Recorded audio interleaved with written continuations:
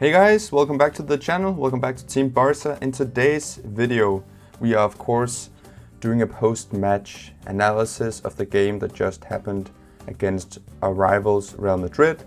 We played at the Camp Nou and we lost 3-1, unfortunately, or 1-3. It was a big game, it was a tight game in my opinion. From the neutral perspective, I thought it was an excellent game. From a Barca fan perspective, it could have been better, especially the last 30 minutes. I think Koeman could have done better, but we're going to go much more into depth with all the points that are relevant for the game. And we're going to start with the team selection.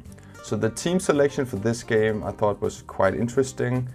Koeman pretty much put the people on the field that I wanted before the game. In my preview, I said that it was important that Dest played.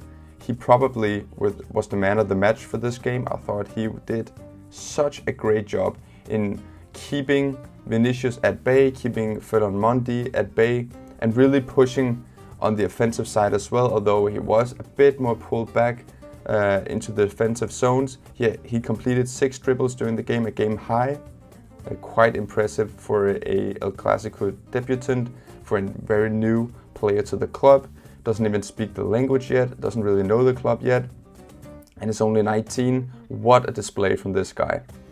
But he started on the right back position, Sergio Roberto was put on the bench. We of course had Longley and Piqué in central defense, and then Jordi Alba was back from his injury on the left back position. Neto in goal, of course. In my preview, I said that it was going to be important that we had Araujo in the central defense. I know he might not be as good as getting the ball out of defense and play long balls or even short passes. He might not be just as good as Piqué, but he's much stronger physically and he's also a lot faster. So he could deal with Vinicius, I thought, and Benzema on the counter-attacks, which we did have a big problem handling, especially late in the game. But those two started in central defense. It doesn't really surprise me, but I would have put Araujo. I'm gonna get more into Araujo later. Then in the midfield, we had the old guard and the new guard. So we had De Jong, of course, the favorite player of Ronald Koeman, I think, and then Busquets. Busquets had a terrible game in my opinion, but we're also gonna get more into depth with the way Busquets played. And then finally, we had Coutinho kind of pushed to the left flank, Messi centrally, Ansu Fati, who had a great game in front of him, and also Pedri, this just 17-year-old Pedri, which means that we had a 19-year-old debutant at right back, we had a 17-year-old striker, and a 17-year-old right winger. Exciting times to be a Barca fan. Okay, I'm gonna go more into depth with specific players that I thought really deserved to start and who did. So like I mentioned, Dest started at the right back position. I thought he had a great game. He was great at bringing the ball out of defense. He was great at when Vinicius really got the ball and tried to dribble past him. He took the ball off him on several occasions.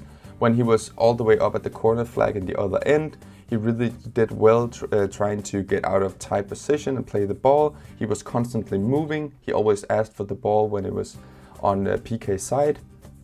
And I think he did great. He did everything you could expect from a young Barca fullback. And it's going to be exciting to see what he's going to do in the future. Like I mentioned in a video a couple of weeks ago, could he be the heir to Dani Alves? I'm not sure yet, but what he displayed tonight was a glimpse of that. It's a glimpse of hope for any Barca fan who sits out there mad or angry or sad with the result. Look at some of the people we have coming up through the ranks. Absolutely exciting to be a Barca fan when you look at players like that. I know the result 1-3 or 3-1 really isn't that exciting, but it's still the beginning of the season. There's much more time for us to make up the gap between us and Real Madrid. If we win the next game, the postponed game, then we're only going to be 3 points behind Real Madrid, which is just 1 game.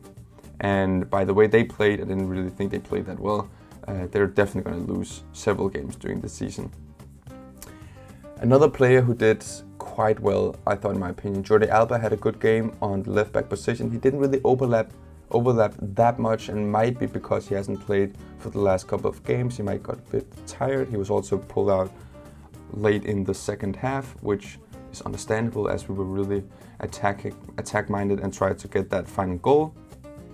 De Jong, I thought, had a pretty good game. He really drove the ball through the midfield in quite a good way. He tried to fill in on the left back when Jordi Alba pushed forward. It was good to see, and all around he just had a pretty good game. Busquets, on the other hand, terrible game from him. I would have started Pjanic, like I said in my preview. I think he's much more mobile, he's much more willing to make defensive runs. If we look at the first goal, Busquets, it's all on him. He doesn't track the run of Valverde. Valverde has the ability to just run at pace, get the ball and square it into the box and put it in the back of the net. Great play by Real Madrid, but Busquets have to do a lot better in those circumstances. And we really need to think about the future of Busquets at our club. He's a legend. He's been part of the best midfield of the last 20 years with Iniesta and Xavi, but he's never been a fast player, and it's really, really showing now. He loses a lot of easy balls. He makes some terrible passes at times that he would have done just a few years back. And he might be tired, he might have lost a step, he might not have the same quality that he used to. Of course, yeah, he's going to have good games and he's going to have bad games, but I do think the trend for him is definitely downward going, and that's an issue. It's an issue to have such an experienced player in midfield not really telling the coach that I think it would be better to put someone else in my spot or give me a rest if he's tired.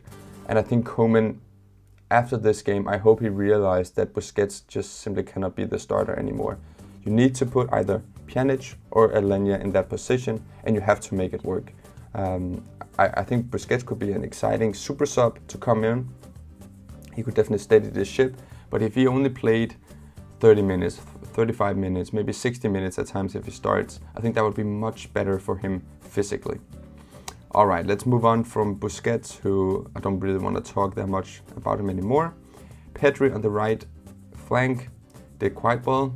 He did all right. It was a difficult game for him physically. They really attacked him. I think some of the players from Real Madrid could have gotten a yellow card on some of the tackles that they made on him, but he tried to do his best. I think by now we know that he's not going to be at his best on the flanks. He's quite fast in accelerating the ball with the ball, but his top speed isn't that high, and therefore it's better to have him centrally where he can pick up the ball, dribble past an opponent, and then pass the ball.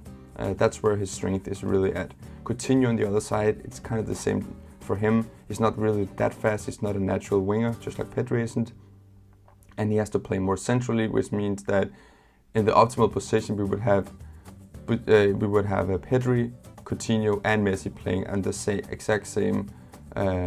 exact same spot in the middle of the pitch, and that's just not going to work. Ansu Fati and Messi, they interchanged quite a lot during the game. We saw Fati on top and we saw Messi at 10, and sometimes they changed. It worked well in the first half. It could have been better in the second. And I do think that if we introduced Trincao, Dembélé or Griezmann earlier in the second half, it would have been better. I think Ansu Fati was probably a bit tired from doing all the runs during the first half, and I do think that maybe if we put him on left wing, Dembélé on right and Griezmann on top, that would have given us a better chance at trying to grab that important goal to make it 2-2. So, if we look at the goals during the game, it started off with the Valverde goal that Busquets, he just lost track of him. It's a shame, but it's football, it's what happens. They go up 1-0. Just a few minutes later, 2 or 3 minutes later, Barcelona scored the other end. Great pass by Messi into Alba, who squares it into Ansu Fati, and he looked like a pure number 9 scoring that ball in front of Ramos. I was just so excited to see that. It was so nice to see a young player just continuing his rise towards the sky. I mean, absolutely perfect from him. He faded out a bit during the match, but that's understandable. He's playing up against Varane and Sergio Ramos, some of the best central defenders in the world. Therefore, I don't really think that you can ask for much more than what Ansu Fati gave. In my opinion, Koeman should have introduced the other attacking players early on the second half, maybe in the 60 or 65th minute. That would have been better, especially after that penalty that, in my opinion, should have never been given. It was a stupid mistake from Longley, but it is what happens in football, of course. I do think Ramos definitely overplayed it. He almost jumped when he pulled his shirt and he jumped the opposite direction. That the referee gave that situation, I think it's an absolute disgrace. I understand that technically you could consider it a foul to pull someone's shirt, but if you were to give a penalty every time somebody got their shirt pulled in the penalty area, you would have a penalty on every single corner, every single free kick into the box. It happens every single time. And the fact that Ramos jumped out of the way that he did just proved to me that he was trying to get that penalty and he wasn't really fouled. Therefore, I think it's an absolute disgrace that the referees gave that penalty, but we cannot change that. We should have scored. We have had several good opportunities to score after that. Ansu Fati played an extremely nice ball into the path of Messi, who brought it down with his chest and just dribbled past Ramos like he was nobody. But Courtois unfortunately saved. I thought Messi probably could have done a bit better on that occasion. A shame he didn't put it in the back of the net, but again, it's what happens in football. If we look ahead, so we have a Champions League game coming up. I'm gonna cover that in my Barca news tomorrow or Tuesday. I think what we can take from this game is the fact that Dest, great game by him, played extremely well. Pedri, better in central areas. Frenkie de Jong works great in this system, and Busquets needs to be benched for Pjanic. Also, Coutinho needs to play at number 10 and definitely not on the wing. And Ansu Fati can play at number 9 and left wing. So there's a lot of things we can take from this game and use in our tactic analysis going forward, which is nice. I think it's nice to see that Barcelona is getting younger. I know my expectations for this season wasn't that we're going to win the treble or anything like that. If we win the league, that's a huge achievement. We need to realize that it's a huge achievement to win the league in this situation that we're in. So we just have to really accept that fact that Real Madrid might win the league. They have a good team, but I do think we have a stronger overall team heading into the future. If we look forward to the Champions League, we play against Juventus in the midweek. It's going to be exciting. It's without Cristiano Ronaldo, which I always think it's a shame when we don't play against the best players, but hopefully we can win that game or at least draw it, and then we're practically through the Champions League group, in my opinion. Alright guys, that was pretty much my analysis of the game. I'm still a bit shaken by that referee call. I don't really understand why he would give that, but shit happens in football and you just have to deal with it.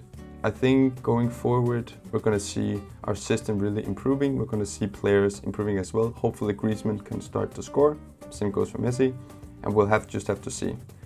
There's nothing left for me to say then. Remember to subscribe to the channel, like the video if you like what you heard. I hope you have a great day, even though we lost El Classico, and enjoy the Spanish guitar on the way out.